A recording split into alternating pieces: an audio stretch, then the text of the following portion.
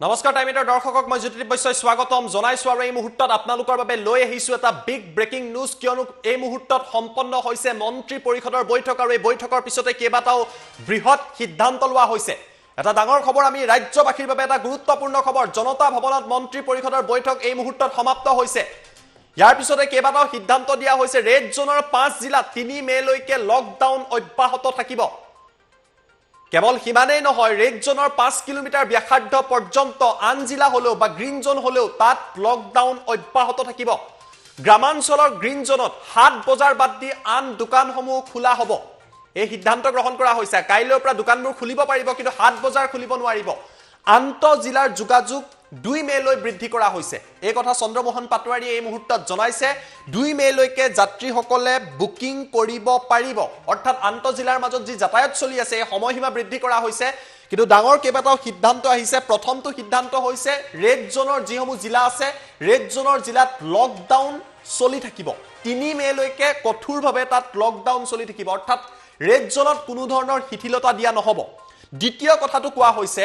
Red জোনৰ কাখতে যদি green জোনৰ জিলা আছে যদি 5 কিলোমিটাৰলৈকে ইয়াৰ প্ৰভাৱ পৰে সেই সময়তো লকডাউন চলি থাকিব গ্ৰামাঞ্চলত যিসমূহ গ্ৰীণ জোন ৰেড জোন বাদ দি তাত 7 বজাৰ বাদ দি দোকানসমূহ খুলিব পাৰিব অৰ্থাৎ বজাৰ বন্ধ থাকিব কিন্তু দোকানসমূহ গ্ৰামাঞ্চলত খুলিব পাৰিব আন্তঃ জিলাৰ বাবে যি যাতায়াত ব্যৱস্থা যোগাযোগ ব্যৱস্থা হেয়া 2 মে লৈকে বৃদ্ধি কৰা হৈছে আৰু এই সমূহ সিদ্ধান্ত 2 মে লৈকে যাত্ৰীসকলে আন্তঃ জিলা যাতায়াতৰ বাবে বুকিংও কৰিব পাৰিব এই কথা চন্দ্ৰমোহন পাটোৱাৰীয়ে মাত্ৰ কেইটামান মুহূৰ্তৰ আগতে জনাইছে কেইবাটাও বৃহৎ খবৰ আহিছে আমি আপোনালোকক সেই খবৰ জনাই যাম কিন্তু পুনৰবাৰ কৈছো আটাইতকৈ ডাঙৰ খবৰকেইটা আমি এটা এটাকৈ কৈ দিছো কেইবাটাও বৃহৎ সিদ্ধান্ত প্ৰথমটো সিদ্ধান্ত হৈছে পুনৰ মই ফুল প্লেট ব্ৰেকিংটো দিম গুটেকেটা সিদ্ধান্ত এটা এটাকৈ আপোনালোকক জনাই যাম প্ৰথমটো সিদ্ধান্ত হৈছে যে ৰেড জোনত 3 মে লৈকে লকডাউন চলি থাকিব ৰেড জোনৰ জিলাত কোনো ধৰণৰ শিথিলতা নাই এয়াটো প্ৰথম সিদ্ধান্ত অৰ্থাৎ ৰেড জোনৰ জিলাসমূহত লকডাউন চলি থাকিব কঠোৰভাৱে চলি থাকিব তাত শিথিলতা দিয়া নহয় যদি কোনো এখন জিলাৰ সীমা যদি জিলাখন গ্ৰীণ জোনতো আছে আৰু সেই গ্ৰীণ জোনত থকা জিলাখনৰ সীমা ৰেড জোনত থকা জিলাখনৰ সীমাৰ হৈতে একেলগে থাকে তেতিয়া হলে 5 কিলোমিটাৰ পৰ্যন্ত গ্ৰীণ জোনত থকা 5 কিলোমিটাৰ পৰ্যন্ত লকডাউন চলি থাকিব গ্ৰামাঞ্চলত বন্ধ থাকিব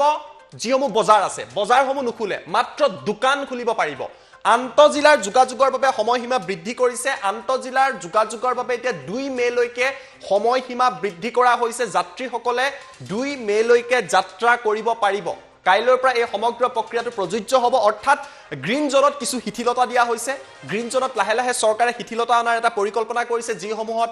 কৰোনাৰ আক্ৰান্ত কোনো ধৰণৰ ৰোগী নাই বা কোনো ধৰণৰ ঘটনা অহা নাই গ্ৰীণ জোনত যিসমূহ গাঁৱৰ অঞ্চল আছে তাত দোকান খুলিব পাৰিব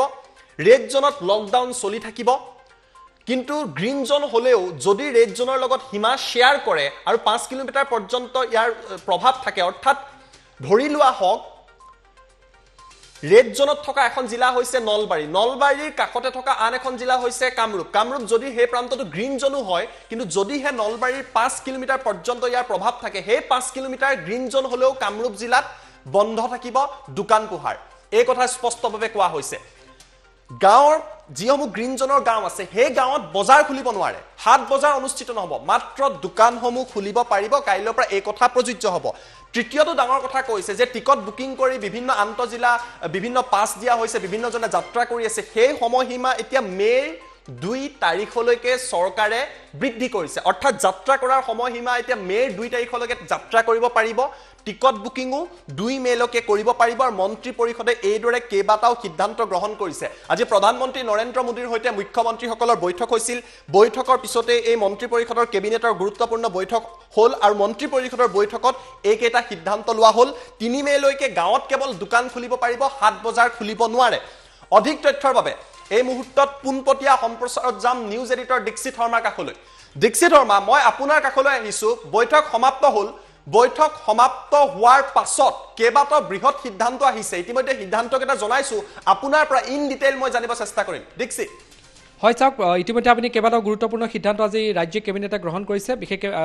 ক'ব লাগিব যে মন্ত্ৰী পৰিষদৰ বৈঠকত সিদ্ধান্ত গ্ৰহণ কৰা হৈছে তাৰ লগতে আপুনি যিকেইটা ক'লে তাৰ লগতে আৰু এটা আছে যে মন্তব্য কৰা হৈছে যে লকডাউন শিথিল কৰা বা নকৰা বা এক্সটেণ্ড কৰা বা নকৰা এই গোটেইখিনি ক্ষেত্ৰত কেন্দ্ৰই যি সিদ্ধান্ত গ্ৰহণ কৰিব ৰাজ্য চৰকাৰেও তাকে পালন কৰিব অৰ্থাৎ ৰাজ্য চৰকাৰে লকডাউনৰ সময়সীমা বৃদ্ধি কৰা বা কমোৱা বা শিথিল কৰি দিয়া এই সন্দৰ্ভত কোনো সিদ্ধান্ত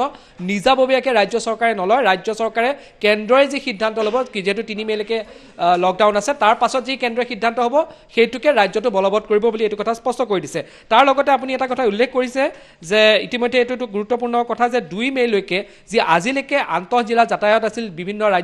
জিলাত আবদ্ধ হৈ থকা যিসকল লোক আছিল তেওঁলোক নিজ নিজ ঘৰলৈ যাবৰ বাবে যি সেৱা এটা দিয়া হৈছিল আজিলৈকে তাক বৃদ্ধি কৰা হৈছে অহা 2 মেলৈকে 2 মেলৈকে আন্তঃজিলাৰ যি যাতায়াত আছে সেই যাতায়াত চলি থাকিব আৰু তাৰ বাবে যি বুকিং আছে বুকিং যি প্ৰণালী আছে সেই বুকিং প্ৰণালীও চলি থাকিব এইটো এটা গুৰুত্বপূৰ্ণ তাৰ লগতে কৈছে যে কিছু গ্ৰাম্য অঞ্চলত যিবোৰ হাট বজাৰ আছে বা যি যদি ক'ৰবাত মল আছে সেই মলখিনি কেতিয়াও নুখুলে গ্ৰাম্য অঞ্চলত আৰু চহৰ অঞ্চলতো মল নুখুলিব কিন্তু সৰু সুৰা দোকানসমূহ খোলাৰ অনুমতি দিয়া হৈছে ৰেড জোন আৰু গ্ৰীণ জোন সন্দৰ্ভত এটা গুৰুত্বপূৰ্ণ কথা কোৱা হৈছে যে ৰেড জোনত সম্পূৰ্ণৰূপে নিষিদ্ধ থাকিব কোনো দোকান চোকান ৰেড জোনত নুখুলে কিন্তু ৰেড জোনৰ ওচৰত যদি কোনোবা গ্ৰীণ জোন আছে সেই গ্ৰীণ জোনৰ কিন্তু 5 কিলোমিটাৰ যি এৰিয়া আছে তাৰলৈকেও কোনো ধৰণৰ দোকান পোহাৰ খুলিব নোৱাৰিব অৰ্থাৎ মৰিগাঁও জিলা যদি আপুনি কয় মৰিগাঁও জিলা বৰ্তমান ৰেড জোনত আছে মৰিগাঁও জিলাৰ দুই কাষে যদি চাই আপোনাৰ এফালে নগাঁও জিলা আছে আৰু এফালে কামৰূপ গ্ৰাম্য জিলা আছে এই দুইখন জিলাতে নগাঁও জিলা আৰু মৰিগাঁও জিলাৰ সীমান্তত যিখিনি আছে তাৰ পৰা নগাঁও জিলাৰ যি 5 কিলোমিটাৰ অঞ্চল আছে সেই অঞ্চলতো এই আইন বলবৎ থাকিব যে কোনো ধৰণৰ দোকান পোহাৰ তাতো খুলিব নোৱাৰিব ৰেড জোনৰ লগত একেবাৰে গাতে লাগি থকা যিসমূহ জিলা আছে সেইটো এটা গুৰুত্বপূৰ্ণ দিশ বুলি কোৱা হৈছে ৰেড জোনত সম্পূৰ্ণৰূপে যেতিয়ালৈকে নিৰ্দেশনা আনটো নাহে সেই নিৰ্দেশনা নিদিয়ালৈকে সম্পূৰ্ণৰূপে দোকান পোহাৰ ৰেড জোনত বন্ধ থাকিব তাৰ পৰা কোনো লোক বাহিৰলৈ ওলাই আহিব নোৱাৰিব এইটো কথা স্পষ্ট কৰি দিছে তাৰ লগতে 2 মেলৈকে যি বুকিং আছে সেই বুকিং চলিব আন্তঃজিলা যি যাতায়াত আছে সেই যাতায়াত 2 মেলৈকে চলি থাকিব এই গুৰুত্বপূৰ্ণ সিদ্ধান্তকেইটা গ্ৰহণ কৰা হৈছে তাৰ লগতে ইতিমধ্যে মই উল্লেখ কৰিছোঁ যে লকডাউন সন্দৰ্ভত ৰাজ্য চৰকাৰে নিজাববীয়াকৈ কোনো ধৰণৰ সিদ্ধান্ত গ্ৰহণ নকৰে ইয়াৰ বাবে কেন্দ্ৰই যি সিদ্ধান্ত ল'ব সেই সিদ্ধান্তকে তেওঁলোকে মানি চলিব যদি বঢ়াই দিয়ে তেতিয়াহ'লে ৰাজ্যটো বাঢ়ি যাব কিন্তু কিছু শিথিলতাৰ ক্ষেত্ৰত যিখিনি কথা কোৱা হৈছে সেই কথাখিনি যিবোৰ গ্ৰীণ জোন আছে সেই অঞ্চলসমূহত বলবৎ হ'ব কিন্তু ৰেড জোন যি আছে ৰেড জোনত কোনো ধৰণৰ শিথিলতা নাই সেইটো কথা স্পষ্ট কৰি দিছে কেবিনেটৰ ফালৰ পৰা যে ৰেড জোনত কোনো ধৰণৰ শিথিলতা নাথাকে আৰু ৰেড জোনৰ সীমান্তত থকা যিসমূহ অঞ্চল আছে তাতো 5 কিলোমিটাৰলৈকে সকলো দোকান পোহাৰ বন্ধ ৰাখিব লাগিব এইকেইটা এই মুহূৰ্তলৈকে সকলোতকৈ গুৰুত্বপূৰ্ণ সিদ্ধান্ত ৰাজ্যিক কেবিনেটে গ্ৰহণ কৰিছে তাৰ লগতে BTADৰ লগতো এটা কথা কোৱা হৈছে যে BTADত কি হ'ব কি নহয় সেইটো সম্পূৰ্ণৰূপে এৰি দিয়া হৈছে গভৰ্ণৰৰ ওপৰত কিন্তু ইনোভেটিভ আইডিয়াৰে যদি আহে বা এটা কিছু ইনোভেটিভ আইডিয়াৰ মাধ্যমেৰে যদি ভোট গ্ৰহণটো অনুষ্ঠিত কৰিব পৰা যায় তাৰ বাবে ৰাজ্যিক কেবিনেটে ৰাজ্য চৰকাৰৰ ফালৰ পৰা নিৰ্বাচনী আয়োগক অনুৰোধ জনাব বুলি এটা কথা স্পষ্ট কৰি দিছে যে BTAD যিহেতু আজি নিশা 12 বজাৰ ভিতৰত সিদ্ধান্ত ল'ব লাগিব সেই সিদ্ধান্ত সম্পূৰ্ণৰূপে ৰাজ্যপালৰ ওপৰত এৰি দিয়া হৈছে কিন্তু ইনোভেটিভ আইডিয়াৰে যদি নিৰ্বাচন হয় তেতিয়াহ'লে তাৰ বাবে ৰাজ্য চৰকাৰৰ ফালৰ পৰা ইলেকশ্যন কমিশ্যনক কোৱা হ'ব বুলি এটা সিদ্ধান্ত লোৱা হৈছে আজি কেবিনেটত সিদ্ধান্ত লোৱা হৈছে বুলি এই কথা সতৰি কৰিছে মূলতঃ এইকেইটা এই মুহূৰ্তলৈকে বিষয় যিকেইটা আজি সাধাৰণ ৰাইজে যাৰ কাৰণে অপেক্ষা কৰি আছিল সেই অপেক্ষা কৰি থকা বিষয়কেইটা এইকেইটাই জ্যোতিদীপ হয় কেইবাটাও গুৰুত্বপূৰ্ণ কথা আমি পুনৰবাৰ সেই ব্ৰেকিং নিউজটো দিছোঁ যে BTADৰ ক্ষেত্ৰত এইটো আপডেট BTAD নিৰ্বাচনক লৈ কোনো ধৰণৰ সিদ্ধান্ত আজিৰ বৈঠকত লোৱা নাই কোৱা হৈছে যে ৰাজ্যপালে সিদ্ধান্ত ল'ব আৰু ইনোভেটিভ ৱেত যদি নিৰ্বাচন অনুষ্ঠিত কৰিব পৰা যায় তাক লৈ চিন্তা চৰ্চা কৰি আছে ইনোভেটিভ ৱে বিভিন্ন ধৰণৰ হ'ব পাৰে হয়তো মানুহ নোযোৱাকৈ যদি কিবা ভোট দিব পৰাৰ ব্যৱস্থা আছে অনলাইনতে তেনেকুৱা হয়তো চিন্তা কৰিব পাৰে আমি এতিয়াই নাজানো কিন্তু সেই চিন্তা চৰ্চা যে কৰি আছে তাৰ ইংগিত আজি মন্ত্ৰী পৰিষদৰ বৈঠকৰ পিছত দিয়া হৈছে সেইটো এটা ব্ৰেকিং নিউজ আমি আপোনালোকক জনাইছো মই প্ৰথমটো ব্ৰেকিং পুনৰবাৰ দিম আজি যিকেইটা মূল সিদ্ধান্ত গ্ৰহণ কৰা হৈছে যিসকল অৱগত নহয় তেওঁলোকক মই প্ৰথমটো ব্ৰেকিংটো দিম মই অনুৰোধ কৰিছোঁ PCR টিমক প্ৰথমটো ব্ৰেকিং দিবলৈ আজি জনতা ভৱনত মন্ত্ৰী পৰিষদৰ বৈঠক ইতিমধ্যে সমাপ্ত হৈছে এই বৈঠকত কি সিদ্ধান্ত লোৱা হ'ল এইসমূহ সিদ্ধান্ত কাইলৈৰ পৰা কাৰ্যকৰী হ'ব ৰেড জোনৰ 5খন জিলাতে লকডাউন চলি থাকিব অৰ্থাৎ ৰেড জোনৰ ক্ষেত্ৰত 3 মেলৈকে কোনো ধৰণৰ শিথিলতা নাই এই কথা স্পষ্ট কৰি দিয়া হৈছে তাৰ লগতে ৰেড জোনৰ যদি সীমান্তত থকা গ্ৰীণ জোনৰ জিলাসমূহতো এই সীমান্ত অঞ্চলত 5 কিলোমিটাৰ পৰ্যন্ত লকডাউন চলি থাকিব গ্ৰামাঞ্চলত যিসমূহ গ্ৰীণ জোন গ্ৰামাঞ্চল আছে তাত হাট বজাৰ খুলিব নোৱাৰিব শ্বপিং মল খুলিব নোৱাৰিব কিন্তু দোকান খুলিব পাৰিব আন্তঃজিলা যি যোগাযোগ চলি আছিলে তাৰ সময়সীমা বৃদ্ধি কৰা বুলি চন্দ্ৰমোহন পাটোৱাৰীয়ে জনাইছে যে তাৰ সময়সীমা এতিয়া 2 মেলৈকে বৃদ্ধি কৰা হৈছে 2 মেলৈকে যাত্ৰীয়ে বুকিং কৰিব পাৰিব আন্তঃজিলা যাতায়াতৰ বাবে এইদৰে কেইবাটাও বৃহৎ সিদ্ধান্ত লোৱা হৈছে জনতা ভৱনত এই বৈঠক অনুষ্ঠিত হৈছিল তাত এই সমূহ সিদ্ধান্ত গ্ৰহণ কৰা হৈছে আৰু চন্দ্ৰমোহন পাটোৱাৰীয়ে এই সমূহ কথা জনাইছে ৰেড জোনত কিন্তু শিথিলতা নাই হেতু স্পষ্টভাৱে তেওঁ উল্লেখ কৰিছে ৰেড জোনত এই সমূহ সিদ্ধান্ত এটাও ইয়াৰ বলবৎ নহয় হেয়া স্পষ্ট ৰেড জোনত কিন্তু কোনো ধৰণৰ শিথিলতা প্ৰযোজ্য নহয় এই কথা চন্দ্ৰমোহন পাটোৱাৰীয়ে স্পষ্ট কৰি দিছে মই দীক্ষিত শৰ্মাৰ কাষলৈ পুনৰবাৰ আহিছো দীক্ষিত মই আপোনাৰ পৰা পুনৰবাৰ জানিব বিচাৰিম ৰেড জোনত কোনো ধৰণৰ শিথিলতা নাই লকডাউনৰ এক্সটেনশনক লৈ কোনো সিদ্ধান্ত হোৱা নাই কেন্দ্ৰই যি ক'ব তাৰ ওপৰত নিৰ্ভৰ কৰিব হয়তো কেন্দ্ৰৰ তৰফৰ পৰা কোৱা হ'ব মই আপোনাৰ পৰা পুনৰবাৰ সেই ৰেড জোনৰ কথাটো জানিব বিচাৰিছো যে ৰেড জোনত 7 বজাৰ গ্ৰীন জোনতো কিন্তু বজাৰ বহিব নোৱাৰিব দোকানে খুলিব পাৰিব এই কথাখিনি পুনৰবাৰ আপুনি বুজাই দিয়ক দীক্ষিত হয় চাওক এই মুহূৰ্তত এই গোটেইকেইটা স্পষ্ট হয় যে কি হ'ব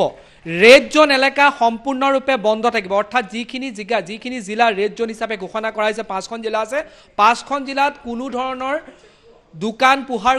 খুলিব নোৱাৰিব এইটো কথা স্পষ্ট তাৰ লগতে দ্বিতীয় কথা যেটো স্পষ্ট হল ৰেড জোন অঞ্চল বা জিলাৰ সীমাৱৰ্তী যিসমূহ জিলা আছে সেই জিলাসমূহ যদিও গ্ৰীণ জোনত থাকে বা তেওঁলোক সেই জিলাসমূহ যদি গ্ৰীণ জোনত ৰখা হৈছে সেই জিলাসমূহৰো ৰেড জোনৰ লগত য'ত সীমা সংলগ্ন হৈছে সীমা সংলগ্ন হৈ থকা সেই জেগাৰ পৰা গ্ৰীণ জোন হিচাপে ঘোষণা কৰি থকা সেই 5 কিলোমিটাৰ যেটো অঞ্চল থাকিব যি ৰেড জোনৰ লগত সংলগ্ন হৈ আছে সেই 5 কিলোমিটাৰ অঞ্চলতো কোনো ধৰণৰ দোকান পোহাৰ খুলিব নোৱাৰিব একেবাৰে মই সাধাৰণ ৰাইজে বুজিব পৰাকে কৈছো অৰ্থাৎ নগাঁও জিলাত যদি কোনবা এজন মানুহ আছে নগাঁও জিলাত এতিয়ালৈকে এটো গ্ৰীণ জোনত আছে নগাঁও জিলাত এতিয়ালৈকে এজনো লোক ওলোৱা নাই তাৰ সীমাৱৰ্তী অঞ্চলত আছে মৰিগাঁও জিলা অৰ্থাৎ মৰিগাঁও জিলা সীমান্ত য'ত নগাঁৱত শেষ হৈছে আৰু যিখিনিৰ পৰা নগাঁও জিলা আৰম্ভ হৈছে মৰিগাঁও জিলাৰ সীমান্ত আৰু নগাঁও জিলাৰ সীমান্তৰ মাজৰ পৰা নগাঁও জিলাৰ যিখিনি সীমা 5 কিলোমিটাৰ অঞ্চলৰ সীমা যি মৰিগাঁও জিলাৰ লগত জড়িত হৈ আছে বা লাগি আছে সেই 5 কিলোমিটাৰ অঞ্চলতো কিন্তু কোনো ধৰণৰ দোকান পোহাৰ খুলিব নোৱাৰিব যদিও নগাঁও জিলাৰ গ্ৰীণ জোনত আছে যদি একেবাৰে সাধাৰণ ভাষাত যদি বুজোৱা যায় আমাৰ ঠেকেৰাগুৰি যি অঞ্চল আছে ঠেকেৰাগুৰি অঞ্চল যিখিনি আছে সেইখিনি হল মৰিগাঁও জিলাৰ সীমাৱৰ্তী অঞ্চল মৰিগাঁও জিলাৰ সেই সীমাৱৰ্তী অঞ্চলৰ পৰা 5 কিলোমিটাৰ দূৰলৈকে নগাঁও জিলাৰ সেই অঞ্চলতো কিন্তু কোনো ধৰণৰ দোকান পোহাৰ খুলিব নোৱাৰিব যি ৰেড জোনত আছে দ্বিতীয় কথা আজিলৈকে যি কিজন মানুহ যি আন্তঃজিলা যি যাতায়াতৰ বাবে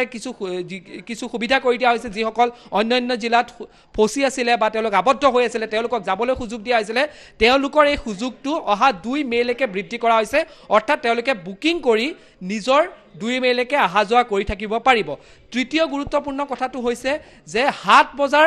সকলো গ্ৰীণ জোনে হওক বা ৰেড জোনে হওক সকলোতে বন্ধ থাকিব 7 বজাৰ কোটো নুখুলে বজাৰ কোটো নুখুলে কিন্তু যিবোৰ সৰুখুৰা দোকান আছে সেইসমূহ খুলিব বা ৰেসিডেন্সিয়েল কমাৰ্শিয়েল প্লেছত যিখিনি ৰেসিডেন্সিয়েল অঞ্চলত যিখিনি দোকান আছে সেইখিনি খোলাৰ কিছু ক্ষেত্ৰত কথা কোৱা হৈছে তাৰ লগতে লকডাউন যি আছে লকডাউনৰ প্ৰসংগত এটো কথা কোৱা হৈছে যে লকডাউনৰ ক্ষেত্ৰত সময়সীমা বৃদ্ধি কৰাৰ ক্ষেত্ৰত কোনো ধৰণৰ সিদ্ধান্ত ৰাজ্য চৰকাৰে নলয় ৰাজ্য চৰকাৰে নকয় যে তেওঁলোকে নিজাববীয়াকৈ নকয় যে বৃদ্ধি কৰিম বা কম কৰিম কেন্দ্ৰই যদি লকডাউনৰ সময়সীমা বৃদ্ধি কৰে সেইটো ৰাজ্যত বলবৎ হ'ব কেন্দ্ৰই যদি কয় যে লকডাউনৰ 3 মেৰ পৰা নাথাকে সেইটো বলবৎ হ'ব কেন্দ্ৰই যদি কয় যে 3 মেৰ পৰা আৰু লকডাউন বঢ়াব লাগে সেইটো ৰাজ্যত বলবৎ হ'ব ৰাজ্য চৰকাৰে নিজাববীয়াকৈ লকডাউনৰ ক্ষেত্ৰত কোনো ধৰণৰ কথা নকয় এইকেইটা এই মুহূৰ্তত স্পষ্ট এইকেইটাই মূল বিষয় এই মুহূৰ্তত কোৱা হৈছে ইতিমধ্যে বিটিএডিৰ ক্ষেত্ৰত আপুনি উল্লেখ কৰিছে আৰু মই পুনৰবাৰ কৈ দিছো যে বিটিএডিত আজি 12 বজাৰ ভিতৰত সিদ্ধান্ত গ্ৰহণ কৰিব লাগিব যে পৰৱৰ্তী বিটিএডিত কি হ'ব বৰ্তমানৰ চৰকাৰৰ কাৰ্যকাল এক্সটেন্ড কৰা হ'ব নে ৰাজ্যপাল শাসনত যাব এই সন্দৰ্ভত ৰাজ্যিক কেবিনেটে কোনো সিদ্ধান্ত গ্ৰহণ নকৰি ৰাজ্যপালৰ হাতত এৰি দিছে যে ৰাজ্যপালে যি সিদ্ধান্ত লয় ৰাজ্যপালৰ ওপৰত সিদ্ধান্ত গ্ৰহণ কৰা হ'ব কিন্তু যিহেতু বিটিএডিত নিৰ্বাচন ঘোষণা কৰা হৈ গৈছিল কিন্তু পলিং নহল সকলো প্ৰক্ৰিয়া আৰম্ভ হৈ গৈছিল নমিনেশ্যন হৈ গৈছিল কিন্তু পলিং নহল গৈ ভোট গ্ৰহণ নহল ইনোভেটিভ আইডিয়া অৰ্থাৎ নতুন কিছু আইডিয়াৰ মাধ্যমেৰে নতুন কিছু ব্যৱস্থাৰ মাধ্যমেৰে তাত যদি ভোট গ্ৰহণ কৰিব পৰা হয় তেতিয়াহ'লে নিৰ্বাচন যদি কৰিব পৰা হয় তেতিয়াহ'লে তাৰ বাবে ৰাজ্য চৰকাৰে ইলেকশ্যন কমিশ্যনক ক'ব যে আপোনালোকে চাওক যদিহে নতুনভাৱে বা এনেকুৱা ধৰণৰ সামাজিক দূৰত্ব বা এই পৰিস্থিতিত সকলো ধৰণৰ যি সামাজিক দূৰত্ব আছে সকলো বৰ্তাই ৰাখি ভোট গ্ৰহণ কৰিব পৰা যায় নিৰ্বাচন কৰিব পৰা যায় তেতিয়াহ'লে আপোনালোকে পাতক বুলি ৰাজ্য চৰকাৰৰ ফালৰ পৰা ইলেকশ্যন কমিশ্যনৰ ৰাজ্যিক ইলেকশ্যন কমিশ্যনক কোৱা হ'ব কিন্তু কি হ'ব কি নহয় এই সন্দৰ্ভত ৰাজ্য চৰকাৰে কোনো সিদ্ধান্ত গ্ৰহণ কৰা নাই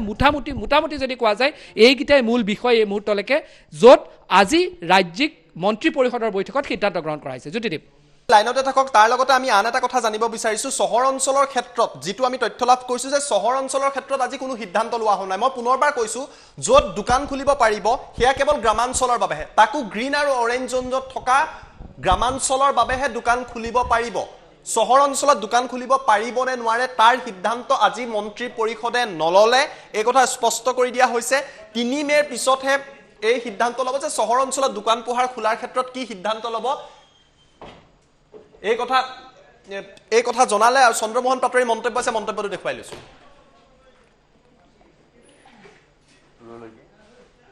সেই দোকান পোহাৰ বন্ধ থাকিব এই তাৰিখলৈকে বৰ্ধিত কৰি দিয়া হৈছে অহা 2 মেলৈকে কেবিনেটে এইটো বৰ্ধিত কৰি দিছে গতিকে আজি বিশেষ তেনেকুৱা আৰু বিশেষ কথা নাই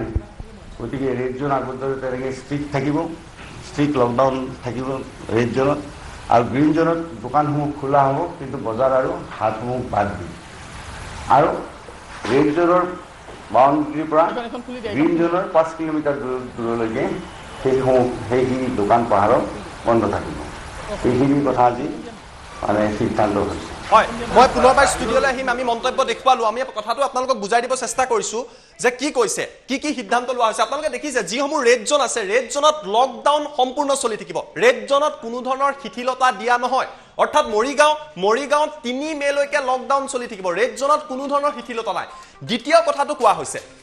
মৰিগাঁও কাষত থকা যিসমূহ গ্ৰীণ জোন দেখিছে মৰিগাঁও ৰেড জোন কিন্তু তাৰ কাষত যিসমূহ গ্ৰীণ জোন দেখিছে বা অৰেঞ্জ জোন আছে এইসমূহ অঞ্চলতো কিন্তু 5 কিলোমিটাৰ পৰ্যন্ত দোকান পোহাৰ খুলিব নোৱাৰে একেবাৰে সহজ ভাষাত আমি কথাটো বুজাই দিছো এয়া ৰেড জোনৰ কাষত গ্ৰীণ জোন আছে কিন্তু গ্ৰীণ জোন বুলি এই 5 কিলোমিটাৰ যি দুইফালে দেখিছে 5 কিলোমিটাৰ এই 5 কিলোমিটাৰতো কিন্তু লকডাউন চলি থাকিব অৰ্থাৎ এই 5 কিলোমিটাৰতো দোকান পোহাৰ খুলিব নোৱাৰে এই কথা যি স্পষ্টভাৱে কোৱা হৈছে ৰেড জোনত 3 তাৰিখলৈকে লকডাউন চলি থাকিব হেয়া স্পষ্ট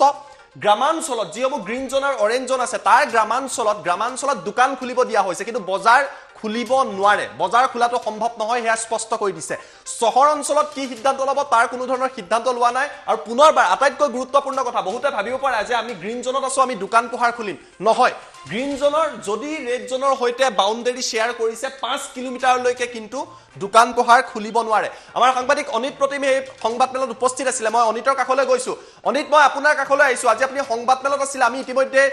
জনাইছো কেইবাটাও ঘোষণা ইতিমধ্যে জনাইছো মই আপোনাৰ পৰা জানিব বিচাৰিছো আৰু কি বিষয়ৰ ওপৰত কোৱা হ'ল আৰু চহৰ অঞ্চলৰ দোকান পোহাৰৰ ক্ষেত্ৰত কি কথা ক'লে লকডাউন এক্সটেনশ্যনক লৈ কিবা কথা ক'লে নেকি অনিত হয় নিশ্চয়কৈ জ্যোতিদীপ আজি আটাইতকৈ এক গুৰুত্বপূৰ্ণ মন্ত্ৰী পৰিষদৰ বৈঠক আছিলে কাৰণ মিনিষ্ট্ৰী অফ হোম এফেয়াৰ্ছে যিখন নিৰ্দেশনা দিছিলে সেই নিৰ্দেশনা লৈ পেলাই আজি মন্ত্ৰী পৰিষদৰ বৈঠক হৈছিলে আৰু এই মন্ত্ৰী পৰিষদৰ বৈঠকৰ অন্তত এক গুৰুত্বপূৰ্ণ সিদ্ধান্ত লৈছে যিসমূহ গ্ৰামাঞ্চল আছে সেই গ্ৰামাঞ্চলসমূহত বজাৰ আৰু হাট বাদ দি লৈ সকলো দোকান পোহাৰ খুলি দিয়া হ'ব যাৰ ঘৰৰ কাষত আছে বা যিকোনো ঠাইত আছে সেইসমূহ দোকান খুলি দিয়া হ'ব কিন্তু যিসমূহ ৰেড জোন সেই ৰেড জোনসমূহত সম্পূৰ্ণৰূপে বন্ধ থাকিব তাত কোনো ধৰণৰ দোকান বজাৰ কোনো ধৰণৰ খুলিব নোৱাৰিব আৰু লগতে যিসমূহ গ্ৰীণ জোন আছে ৰেড জোন ডিষ্ট্ৰিক্টৰ ৰেড জোন জিলাসমূহৰ যি কাষত যিসমূহ ডিষ্ট্ৰিক্ট আছে সেয়া গ্ৰীণ জোনে হওক বা অৰেঞ্জ জোনে হওক কিন্তু সেইসমূহ ডিষ্ট্ৰিক্টৰো 5 কিলোমিটাৰ ৰেডিয়াছলৈকে মানে ৰেড জোনৰ ডিষ্ট্ৰিক্টৰ পৰা 5 কিলোমিটাৰ ৰেডিয়াছলৈকে সেয়া গ্ৰীণ জোনতে পৰক বা অৰেঞ্জ জোনতে পৰক সেয়া কিন্তু কোনো কাৰণত খুলিব নোৱাৰিব এয়া একদম ষ্ট্ৰিক্ট নিৰ্দেশনা দিছে ইতিমধ্যে ৰাজ্য চৰকাৰে ষ্ট্ৰিক্ট নিৰ্দেশনা দি দিয়া হৈছে প্ৰতিখন জিলা উপায়ুক্তক এই নিৰ্দেশনা দিয়া হৈছে, আৰক্ষী বিষয়াক এই নিৰ্দেশনা দিয়া হৈছে আৰু লগতে কৈ দিছে যে ৰেড জোনত কোনো কাৰণত যেনেধৰণে লকডাউন চলি আছে 3 মেলৈকে লকডাউন সেয়া সম্পূৰ্ণ হৈ থাকিব, লকডাউন তেনেধৰণে চলি থাকিব। আৰু যিসমূহ আৰ্বান এৰিয়া আছে অৰ্থাৎ যিসমূহ চহৰ অঞ্চল আছে সেই চহৰ অঞ্চলত 3 মেৰ পিছতহে এটা সিদ্ধান্ত ল'ব। ইয়াৰ সিদ্ধান্ত এতিয়া ল'ব তেওঁলোকে নোৱাৰে বুলি স্পষ্ট কৰি দিছে। কেন্দ্ৰীয় চৰকাৰে যি সিদ্ধান্ত ল'ব সেই সিদ্ধান্তকে তেওঁলোকে মানি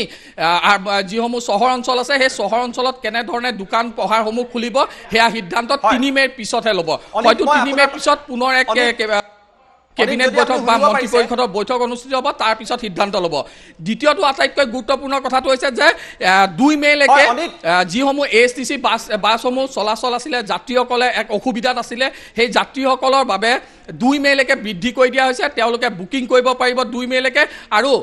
যাতায়াতৰ চলাচলসমূহো 2 মেলৈকে খুলি দিয়া হৈছে। অনিত, মই আপোনাৰ পৰা এটা কথা জানিব বিচাৰিছো, আপুনি কেইবাটাও কথা ক'লে যে যাত্ৰীৰ বুকিঙৰ ক্ষেত্ৰত মই আপোনাৰ পৰা সুধিব বিচাৰিছো, যিটো আন্তঃজিলাৰ যাতায়াত আছিলে সেয়া এতিয়া সময়সীমা 2 মেলৈ বৃদ্ধি কৰা হৈছে।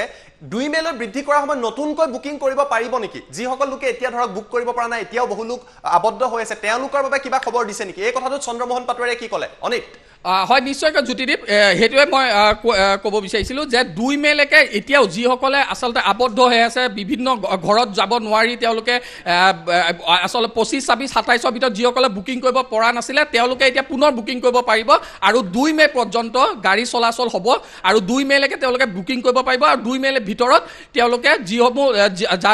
যোনে আবদ্ধ হৈ আছে বা ঘৰলৈ যাব পৰা নাই সেইসকলক পুনৰ লৈ যোৱা এটা ব্যৱস্থা ইতিমধ্যে ৰাজ্য চৰকাৰে সিদ্ধান্ত লৈছে। আজি মন্ত্ৰী পৰিষদৰ বৈঠকত এয়া এক সিদ্ধান্ত হৈছে যে 2 মেলৈকে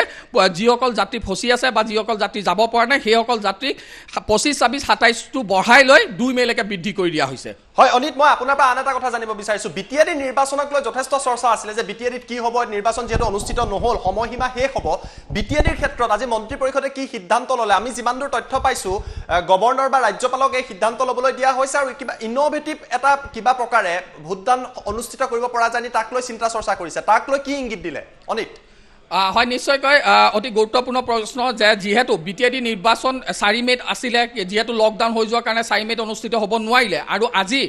12 বজালৈকে সময় আছিলে। BTAD বৰ্তমান যিখন চৰকাৰ চলি আছে সেই চৰকাৰৰ সময়সীমা আজি 12 বজাত সম্পূৰ্ণ হ'ব। গতিকে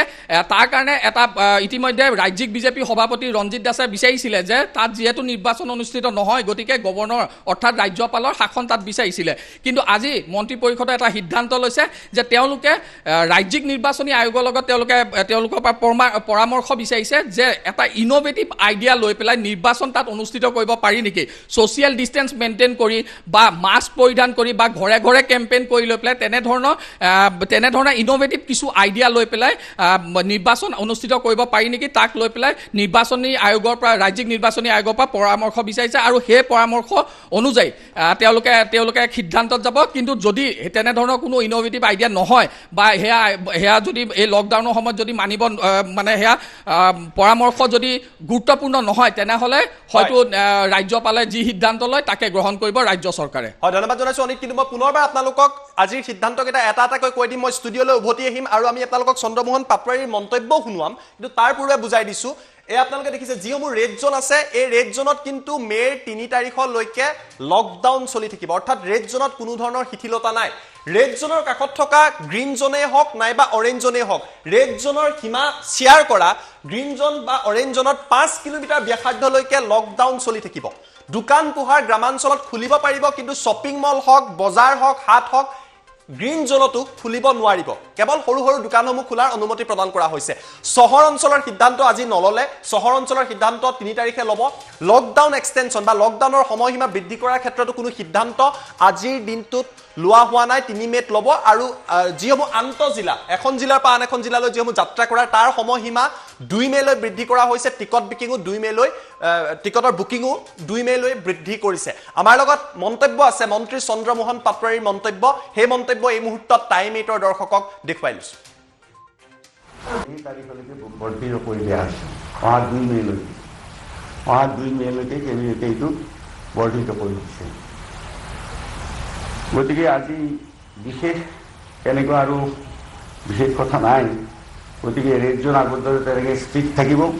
ষ্ট্ৰিক্ট লকডাউন থাকিব ৰেড জোনত, আৰু গ্ৰীণ জোনত দোকানসমূহ খোলা হ'ব, কিন্তু বজাৰ আৰু হাটসমূহ বাদ দি। আৰু ৰেড জোনৰ